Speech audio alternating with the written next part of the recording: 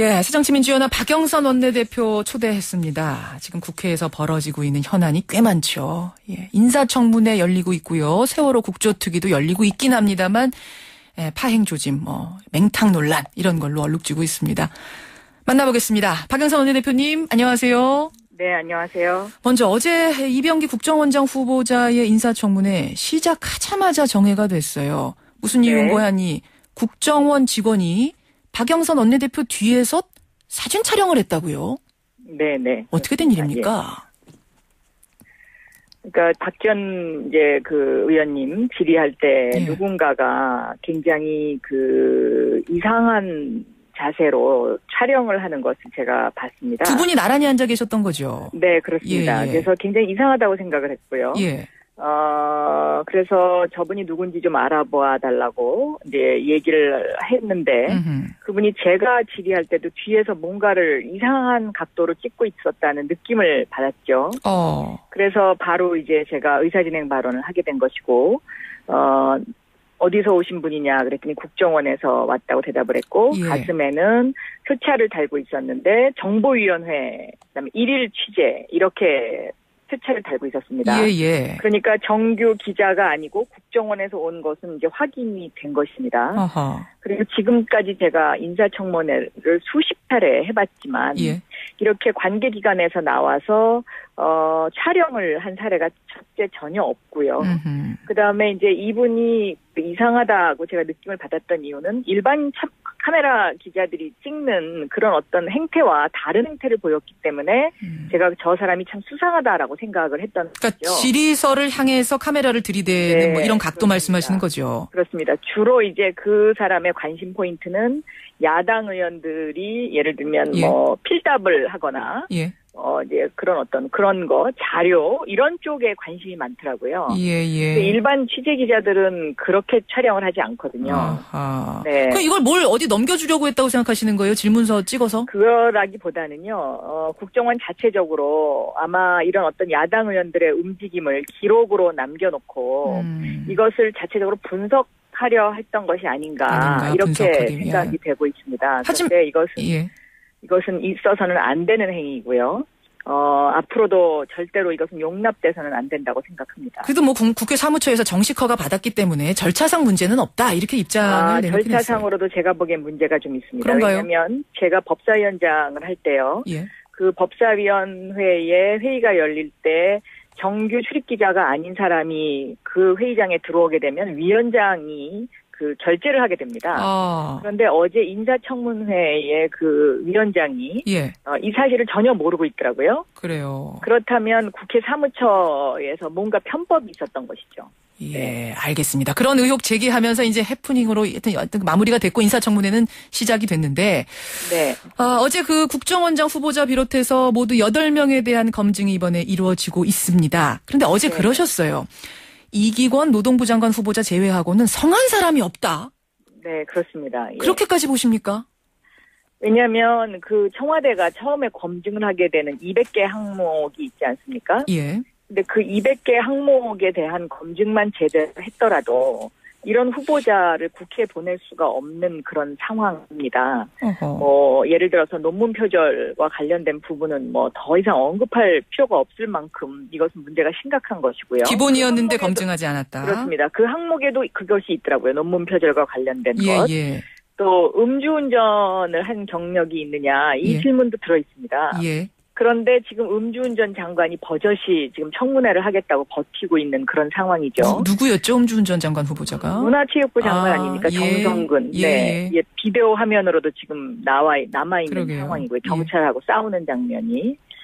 또 뭐 땅 투기 뭐 이런 그 온갖 것들이 그 200개 항목에 대부분 다 해당됩니다. 그러니까 어저께 했던 이병기 국정원장도 그 항목 체크를 하는 경우에는 다 이제 결격 사유로 해당이 되는 것이죠. 그래서 어제 그 김기춘 비서실장에게 이게 도대체 인사 검증이 제대로 된 거냐. 그랬더니 거기에 대답을 못 하시더라고요. 그리고 답을 어떻게 하시냐면 예를 들어서요. 문화체육부 장관이라는 것은 우리나라의 문화를 선도하는 자리 아닙니까? 그러면 음주운전을 한 사람을 장관을 앉히면 대한민국이 음주 문화를 선도하라고 장관시키는 건 아니지 않습니까? 어떻게 이런 사람을 받아들일 수 있겠냐 이렇게 질문을 드렸더니 김기춘 비서실장께서 청문회에서 판단해 주십시오. 이렇게 답변을 하시더라고요. 아하. 네. 그러니까 청와대는 지금 이 인사청문회와 관련을 해서 검증을 하지 않고 누군가가 이 사람을 시켰으면 좋겠다라는 어떤 그런 그 비선 라인의 움직임으로 인해서 이번에 2기 내각이 구성된 것 아닌가라는 그런 확신을 어제 국회 운영이 청와대 보고를 받으면 더욱 더 강하게 하게 됐습니다. 어제 그렇지 않아도 그 자리에서 만회상환이라는 말을 하셨어요. 예. 저는 이게 무슨 사자성어인가 이게 고사성어인가 했더니 대통령 비선 라인 즉 이재만 청와대 총무비서관 그다음 박 대통령 보좌관 출신이죠. 정윤회 씨. 윤상현 새누리당 사무총장, 최경환 경제부총리 후보자, 이분들 합쳐서 만회상환이 비선 라인이다 이러셨네요? 네. 최근에 지금 정가에 이 인사 문제와 관련해서 이 네 분의 이름이 굉장히 많이 거론되고 있습니다. 만만회하고는 또 다릅니까? 그러면 더 확대 버전이에요? 만만회의 확대 버전이죠. 박지만 씨만 빠졌네요, 거기서? 그렇습니다. 네. 그런데 오히려 이 상환, 이 두 분이 안대희 후보를 추천한 사람들이다라는 이런 이야기도 돌아다니고요. 상환, 윤상현, 최경환. 네, 그렇습니다. 그 다음에 만회, 이쪽 라인에서 문창극 총리 후보자를 추천했었다. 이런 이야기도 돌아다니고 이재만 정윤회. 구체적인 이야기들이 돌아다니고 있습니다. 그런데요, 김기춘 비서실장이 어제 그 부분에 대해서 뭐라고 답변을 했냐면 누군가 악의적으로 만들어낸 말이고 실체가 없다. 특히 정윤회 씨는 최근 만난 적도 없다 이러시더라고요. 네, 만약에 실체가 없다라는 답변을 하시려면 인사청문회의 그 검증 과정이 어떻게 됐는지를 공개하셨으면 좋겠습니다. 아하. 그러니까 200개 문항에 대해서 그 상대자가 이것을 거기에 보면 예 아니오로 답변하게 돼 있거든요. 그러면 그 예 아니오라는 답변 내용을 보여달라는 뜻이 아니고요.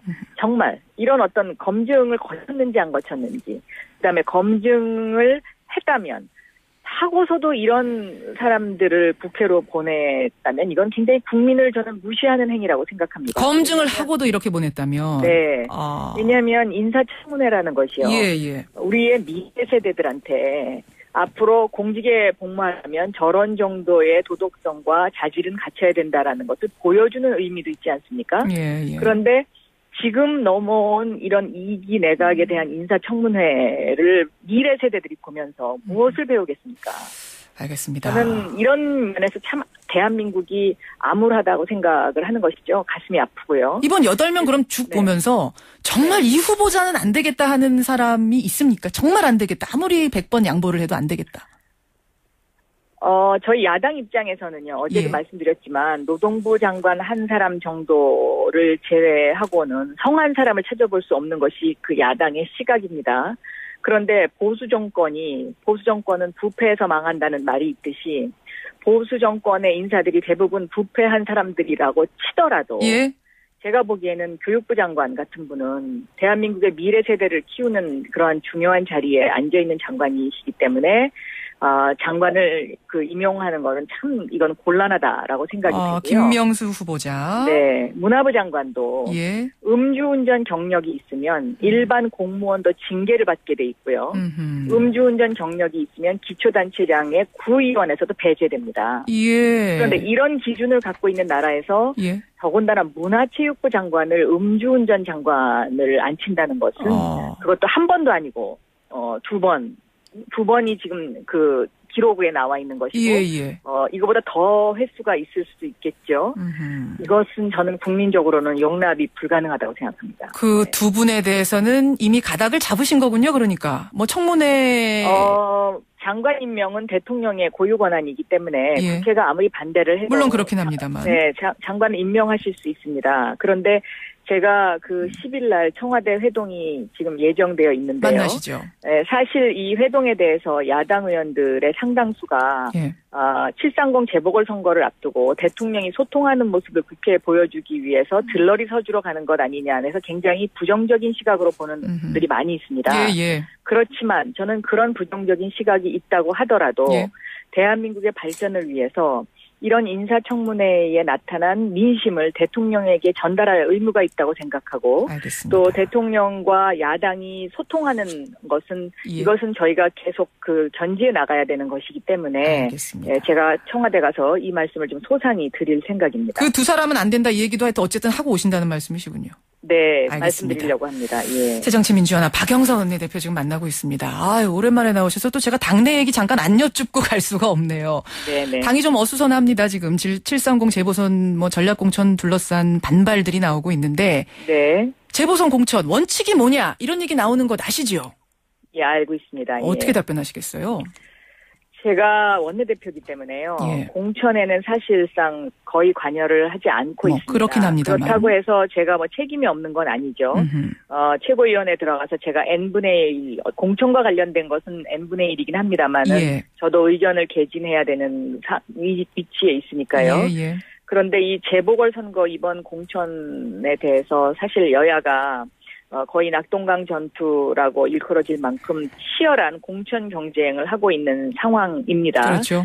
그런데 저는 이렇게 생각합니다. 선거라는 것은 어떤 개인적인 인연이라든가 개인적인 관계도 매우 중요하지만 이것은 공적인 임무를 수행하는 자리이고 또 공적인 일을 하기 위해서 뽑는 그런 것이 선거이기 때문에 저는 그 잣대가 공적인 것에 맞춰져야 된다고 보고 있습니다. 공적인 것에 맞춰져야 한다라는 말이 조금 추상적으로 들리긴 합니다만 예를 들어서 그러면 지금 기동민 전 서울시 정무부시장이 네. 동작을 전략 공천된 것 그럼 이것을 가지고 얘기를 해보자면 어떻게 보시는 거예요? 저는 서울시의 동작 구민들이 기동민이라는 분을 원한다면 그 분을 당에서 공천해 주는 것이 맞다고 저는 생각하고 있습니다. 해주는 여러 가지 그 동작 지역에 아픔이 많이 있겠지만은요. 예. 많이 있겠지만 그 아픔도 또한 저는 공적인 일을 위한 미랄이 된다면 나중에 더 큰 것을 얻을 수 있다라고 저는 보고 있습니다. 근데 기동민 전 정무부시장은 이 지역에 공천을 신청했던 사람도 아니고 왜 사람은 아니지만 제가 듣기로는 당에서 여러 가지 이제 조사를 하지 않았겠습니까? 예. 그런데 서울 시민들이 박원순 시장이 하고 있는 일을 도와줄 수 있는 국회의원을 많이 원한다는 그런 조사 결과를 갖고 있는 것으로 제가 알고 있습니다. 조사 결과 승산이 있는 사람, 당을 위해서는 네. 그러니까 좀 어쩔 수 없는 선택 아니겠는가 이렇게. 네, 기동민 전 정무부시장 지금 연락 통 안 되고 있는데 혹시 결심했답니까? 제가 알기로는 굉장히 많은 고민이 있었고요. 예. 또 아픔이 있었지만 공당의 결정이고 또 당을 위해서 그리고 서울 시민을 위해서 저는 하실 거라고 저는 보고 있습니다. 하실 것이다. 네. 한 가지만 더 여쭙죠. 권은희 전 수사과장. 새정치민주연합에서 광주 광산을에 이분을 공천하려고 설득 중이다라는 소문이 있는데 사실인가요? 그거는 제가 잘 모르는 일이고요. 제가 오늘 아침에 전해 들은 바로는 광주일보에서 여론조사를 했는데 예. 광주 시민들이 가장 바라는 국회의원이 권은희 후보가 1등으로 나왔다. 그 이야기는 제가 전해 들은 바는 있습니다. 그럼 개인적 의견을 여쭙죠. 나와줬으면 하십니까? 글쎄요. 그거는 제가 지금 제가 아직 거기에까지 생각을 안 해봤기 때문에요. 예. 조금 그거는 말씀드리기 이른 시점이라고 생각합니다. 언뜻 생각하시면 어떠세요? 글쎄, 이 공천 이야기가 굉장히 중요하긴 한데요. 예. 어제 국회 운영위에서 김기춘 비서실장과 관련해서 저희가 업무 보고를 받았는데 굉장히 중요한 사실이 밝혀져서 제가 이 말씀을 꼭 드리고 싶습니다. 예. 4월 16일 날 세월호 참사가 있던 날 대통령에게 보고된 첫 시간이 10시인데요. 예. 이 10시에 서면 보고가 됐다는 것이고요. 대면 보고가 아니고요? 네, 서면 보고가 됐다는 것이고 10시 15분에 유선 보고가 됐다는 것입니다. 예. 그리고 대통령이 중대본을 방문하지 않았습니까? 그런데 그 중대본을 방문한 그 시간까지 대통령에게 대면 보고는 없었다는 사실이 어제 확인이 됐고요. 아하. 그러면 10시에 대통령은 어디 계셨느냐라는 질문에 대해서 김기춘 비서실장이 모르겠다라고 답변했습니다. 이 문제는 심각하다. 중요하고 심각한 일이라고 생각합니다. 지금 이제 끝나고 인사를 하려는 찰나에 이걸 말씀하신 거 보면 굉장히 중요하다고 보신 건데 그러면 네.